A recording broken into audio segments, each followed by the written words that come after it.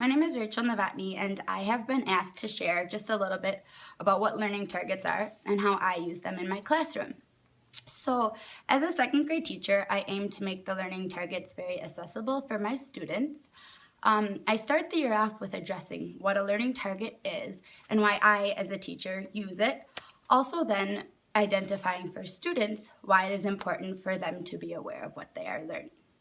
So I start the year off by verbalizing and having the students be aware of the I can phrasing within a learning target. Sí, es cierto. Chicos, ¿cuál palabra ves tú aquí? ¿Cuál palabra o cuáles palabras ves? William. Yo puedo. Yo puedo. ¿Y dónde? In second grade, you kind of get to start to be in charge of keeping track of your own learning targets. So the way that I have done this and seen success is by giving the students an I Can portfolio. And so within this portfolio, they get to put check marks as they receive proficiency within a said learning target.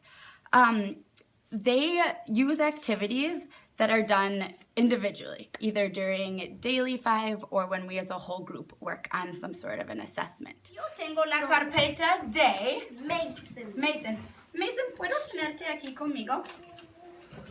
Vamos a la pared de Yo puedo. Chloe, ¿puedes ponerlo? Agarrarlo. Mason.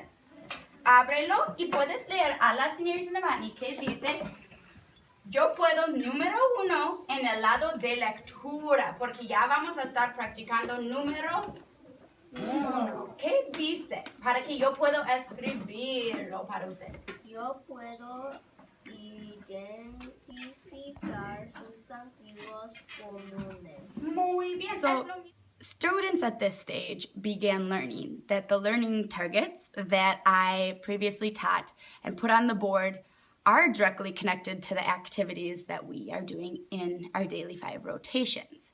But they also are realizing that they need to show a certain level of proficiency and receive that check mark to store it within their ICANN portfolio.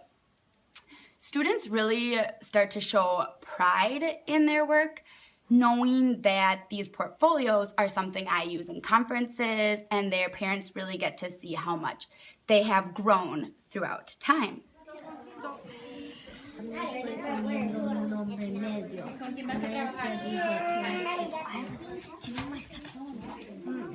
Mi apellido segundo es Mason.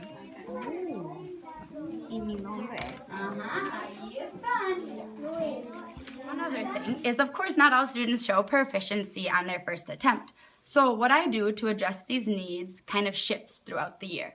At the start of the year, I definitely seek each kid out as they have a hole or a gap where they didn't achieve proficiency, and we talk about that is why we have the portfolio all year.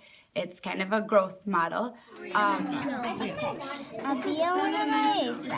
Ella estaba en la escuela. Ella tenía hambre. Entonces ella comió una banana. This is how it starts, and eventually, as the year goes on, students start to notice when they haven't showed proficiency, and they start to notice the gaps themselves in their portfolios, which is really awesome because students become intrinsically motivated to achieve proficiency and store their artifacts in their portfolios. Well, in Daily 5, we basically have like numbers, and these are the two numbers that we're practicing. And we have a little section over here. And they all say, I can do that. And on the back, there's 8, 9, 10.